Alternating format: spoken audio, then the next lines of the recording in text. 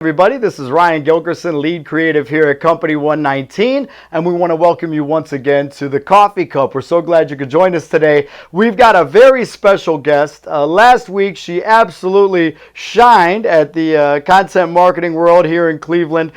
She's been the buzz of all of the blogs that I've read about the conference that was held right here in Cleveland with the Content Marketing Institute, featuring some of the brightest minds in content marketing and digital strategy, and none shown more brightly than Amanda Todorovich. She's the Senior Director of Content and Creative Services at Cleveland Clinic, and she's joining us today. Amanda, thank you so much for joining us today.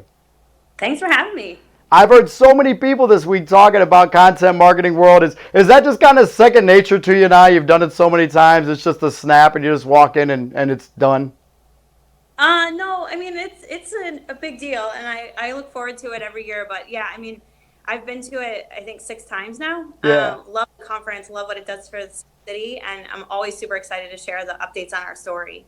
That's awesome. I've heard nothing but wonderful things about your content. We're going to talk about some of that content coming up. I did want to let everybody know Amanda was the 2016 Content Marketer of the Year from Content Marketing Institute, part of Marketo's Fearless 50, their inaugural Fearless 50 that was out there. You get a lot of accolades, but you strike me as a person who's more into getting the things done for the company and kind of being a team player. How important is building that team and having a team of leaders beneath you to getting good content out for what you're doing with the clinic?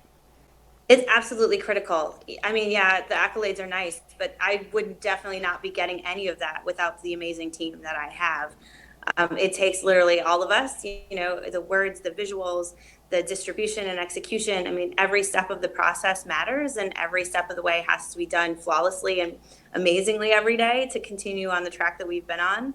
So Sure. I'm grateful and so humbled by the amazing people that I have around me here at Cleveland Clinic. I was driving past the clinic last night and I was thinking to myself how we probably, living in Cleveland, we know it's a world-class hospital, it's fantastic, but I think sometimes we take for granted the scope of how large Cleveland Clinic is. And you and I had a conversation about just how big your team is. Tell us a little bit about just the content and the marketing team that Cleveland Clinic has to continue to get out all of the great information that you guys produce. Sure. So the content marketing team, which I'm directly responsible for today, is about 28 full-time people, plus some contractors and some freelance support as well. The entire marketing division, though, the marketing and communications division, is much larger. It's over 200 people, I think now. So it does take a lot of us, but the reality is, we're a global brand. Sure. And expanding every day and working with different affiliates and different facilities that we have all over the country and internationally. And my team doesn't just support the blog that I talk a lot about. We absolutely support literally pretty much anything that's being created and distributed out of marketing. That's amazing, and what an undertaking that must be to coordinate all those efforts. I am going to steer you back to the blog for just a second because I think it's really fascinating. So sorry to bring you right back to that, but there was an article today that I read from Tom Tennant, who attended Content Marketing World, and he saw you speak a little bit about how you monetize the blog. So part of what you told about at Content Marketing World was how you started out with a blog that had about 400,000 blog visits coming in. Was that a monthly number, 400 visits a month, 400,000 visits a month? Yeah. So when I got here, it was early 2013. The blog was less than a year old. We were getting honestly about 200,000 visits a month. Okay. Which was okay. And we built it and we hoped people would find it, and we were repurposing a lot of existing content. But today, we'll hit probably about 6 million visits a month in October. And we have seen tremendous growth year over year, never really doing any more content. So we started the blog in 2012 by publishing 3 articles a day.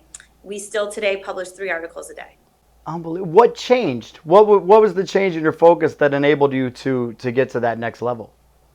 Really, really changing our approach to be as audience centric as possible, listening to the insights that all of the data gives us in terms of what they want more of and what they want less of, leveraging every little piece of data we get our hands on and talking about numbers every day. And we've honestly approached it as a game. How can we beat yesterday's score? How Yeah, can we, outperform yesterday? And it's those little incremental wins that sure. have honestly led to this big growth. I love that when you talked about that in the conference, I think a lot of people gravitated to beat yesterday's score because you said that it's, rather than focusing on the monetization and focusing on how to make money off of the blog, if you focus on getting more people paying attention, tuning into the blog, building that audience and that core base of people that are going to support you every day, the more you do that, then the money is going to come in. So it really is about the content and the storytelling and listening to your brand more than focusing on the dollars, right? Absolutely. Honestly, monetization is not a possibility without a scaled, significant, consistent audience. And that only comes with great content. So you really have to do those two things well. You have to do great content every day, and you have to, build engagement and deliver consistently to your audience. I gathered from what I read about your blog and some of the articles that I looked at on the blog that you kind of shifted your focus from talking at people like a doctor might talk at a patient to give instruction to really talking to that person like you're going on a journey with them and giving them tips that might help them. Was that kind of a shift? Did people really respond to that when you kind of shifted that narrative? Yeah, I mean, there's three words we live by every day. It's useful, helpful, and relevant. How do we help people in their decision making? Because honestly, from the time they wake up to the time they go to bed, they're making decisions that impact their health. And we want to be there for them and we want to support them in those decisions. Because honestly, in healthcare, we can't create demand for our services. You're either sick or you're not, or you Sure. need surgery or you don't. It's all about trust and relationships. And that's what content really can do for your organization. It can build ongoing relationships. And the content and the shift in strategy, ultimately, it was a difficult road. In the beginning, a lot of people were frustrated with us because, they wanted certain things. We had a 50-page spreadsheet of all the ideas that everybody wanted us to write about. And they were coming from internal pressure, right? We need Right. more volume for this physician, or we need to make it equal and fair from clinical, team to clinical team. And that just wasn't really working. We really had to take a step back and listen to what our audience was telling us. And the more that we gave it to them, the more successful we were. The numbers don't lie, and we were able Right. to really gain support as we continue to share that routinely throughout the organization.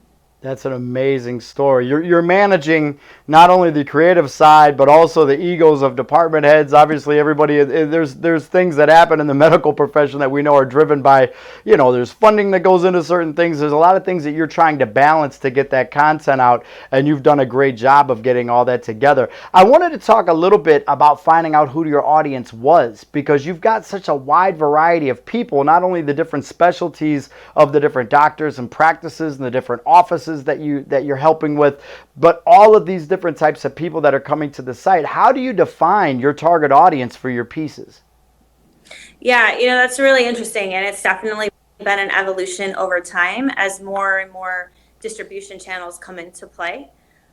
We started with a very defined core persona who was an older woman who was retired, who had more time to spend, who had more chronic health conditions, who's Sure. that worrier. She's concerned about herself, her spouse, her Interesting. family, and everybody she knows. Yeah. Um, on Facebook, because 4 years ago, Facebook was our number one source of traffic, and her name was Judy, and Judy mattered the most to us.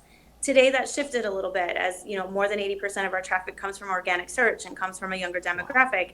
It's still absolutely female, but our new persona is a bit younger, and she's a bit more search savvy. She's starting to play around with voice search, and the things that she's looking for are different. Her most searched for piece of content is related to a stiff neck because she spends all of her time on a mobile device. So, you Interesting. have to pay attention to your personas, and I think you have to make sure that they're still aligning with the audiences that you're gaining the most traction with, and that, really resonate with your business. We know that women make most healthcare decisions for the family. So it makes sense for us from a business standpoint, but it's also what we're seeing organically attracted to our content as well. Amazing. So what's next for you and your team at the clinic? What types of things you're working on and the clinic in general that you're going to be marketing? Sure. I mean, we're never done. There's always lots of different things we're experimenting with.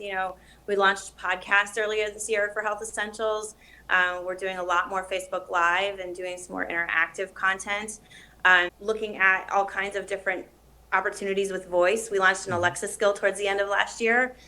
So just really trying to do as much as we can and innovate and test and iterate our way in as many different places as we can.